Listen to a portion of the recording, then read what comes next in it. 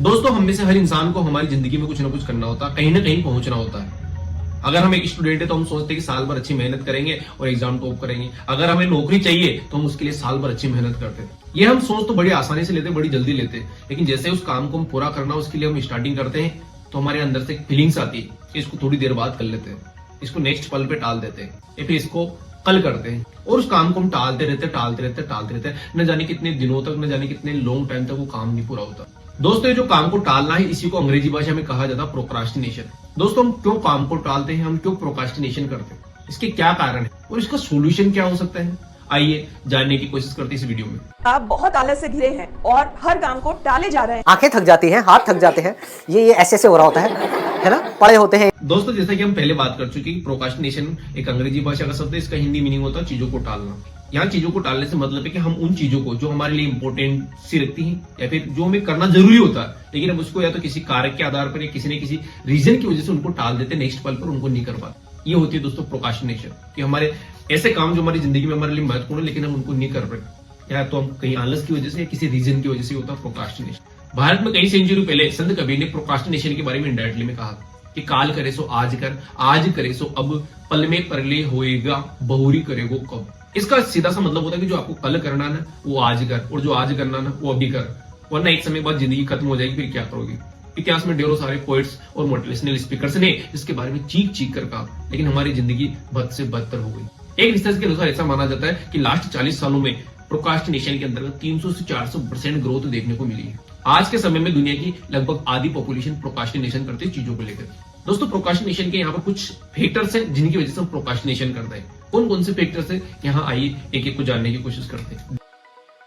दोस्तों इसका पहला कारण होता है फियर ऑफ फेल, असफलता का डर। जैसे इंसान किसी काम को शुरुआत करने ही वाला होता है कि उसके अंदर से एक फीलिंग्स आती है, अगर फेल हो गया तो क्या होगा। क्योंकि उसने पहले कई बार ऐसे कहते हुए सुना कि जैसे कोई इंसान एग्जाम की तैयारी करने जाता है, अगर बाय चांस असफल हो जाता है, आसपास के लोग कहते कर दे बाप के पैसे बर्बाद, हमें तो पहले ही पता था तू नहीं कर पाएगा। तो इंसान सोचता है कि एग्जाम की तैयारी नहीं करते ना तो फेल ही नहीं होंगे, और फेल ही नहीं होंगे तो लोग कहेंगे ही नहीं क्योंकि हमने एग्जाम की तैयारी नहीं की थी। और इस कारण वो इंसान उस काम को टाल देता है जैसे एग्जाम को टाला उसने, और इसी तरह अपने लाइफ के और भी कामों को इसी कारण असफल होने के डर से वो टाल देता। तो इसका जो पहला कारण दोस्तों फियर ऑफ फेल, असफल होने से इंसान बहुत डरता है। क्योंकि मेरे पॉइंट ऑफ व्यू से देखा जाए तो हमारे समाज की बहुत बड़ी कमजोरी भी रही है कि हमें बचपन से असफलता का सामना करना नहीं सिखाया जाता। हमें सिर्फ वो काम करने के लिए कहा जाता है, फोर्स किया जाता है कि जिसमें आपको सफल ही होना है, या फिर बहुत कम करने के लिए कहा जाता है दोस्तों।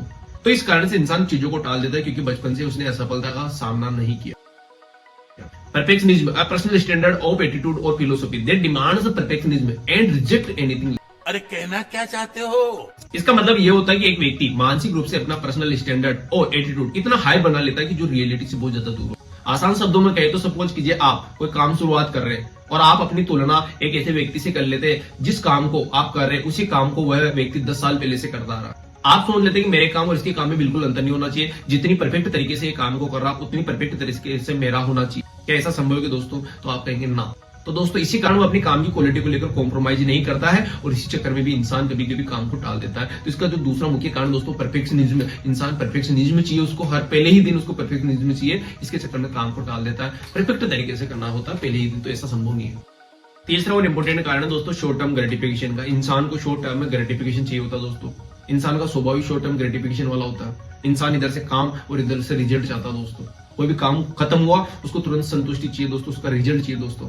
यानी सपोज कीजिए ऐसा कोई एग्जाम जिसका रिजल्ट 2 साल बाद आना हो और एक और दूसरा एग्जाम जिसका रिजल्ट 2 महीने बाद आना हो, तो ज्यादातर लोग उस एग्जाम को रेफर करेंगे दोस्तों जिसका रिजल्ट 2 महीने बाद आना, क्योंकि इंसान को जल्दी संतुष्टि चाहिए दोस्तों, जल्दी में ग्रेटिफिकेशन चाहिए दोस्तों। और आपने अपने आसपास महसूस भी किया होगा दोस्तों, लोग ज्यादातर उस एग्जाम की तैयारी करते हैं जिसका रिजल्ट 5-6 महीने में आ जाता है, अपेक्षा उसके कि जिसका 2 या 3 साल लग जाते हैं दोस्तों। और ऐसे बहुत सारे काम है जो हम दिन भर में शॉर्ट टर्म ग्रेटिफिकेशन के लिए करते हैं दोस्तों। हम एक लॉन्ग यूट्यूब वीडियो देखने की बजाय शॉर्ट वीडियो देखना पसंद करते हैं दोस्तों। हम एक बड़ा आर्टिकल पढ़ने के बजाय 2 लाइन वाली कोटेशन पढ़ना ज्यादा पसंद करते हैं दोस्तों। हम दिन भर की जो रील्स देखते हो दोस्तों, शॉर्ट टर्म ग्रेटिफिकेशन का एक अच्छा उदाहरण है दोस्तों। और हमारे जीवन में बहुत सारे ऐसे काम आते हैं दोस्तों जिनमें शॉर्ट टर्म में ग्रेटिफिकेशन नहीं मिलता और इस चक्कर में भी हम काम को टाल देते हैं दोस्तों। चौथा कारण होता है लेक ऑफ मोटिवेशन, मोटिवेशन की कमी के कारण। जब हम कोई ऐसा काम शुरुआत करते हैं जिसमें हमारा इंटरेस्ट नहीं होता या फिर कोई काम थोड़ा डिफिकल्ट होता है तो हम उसको करने के लिए अंदर से मोटिवेट फील नहीं करते, और कभी कभी इस चक्कर में भी हम प्रोक्रास्टिनेशन कर देते हैं, उस काम को टाल देते हैं। दोस्तों आज हमने बात की प्रोक्रास्टिनेशन होता है क्या, प्रोक्रास्टिनेशन करते क्यों है। दोस्तों ये वीडियो थोड़ा बड़ा हो चुका है। प्रोक्रास्टिनेशन का सॉल्यूशन क्या है और कैसे प्रोक्रास्टिनेशन को ओवरकम करें, हम इसकी बात करेंगे दोस्तों प्रोक्रास्टिनेशन पार्ट 2 के अंतर्गत। मैं आशा करता हूं दोस्तों ये वीडियो आपको पसंद आया होगा। इस वीडियो में अगर आपको कोई भी बात अच्छी लगी हो दोस्तों नीचे कमेंट सेक्शन में जरूर बताएं। धन्यवाद।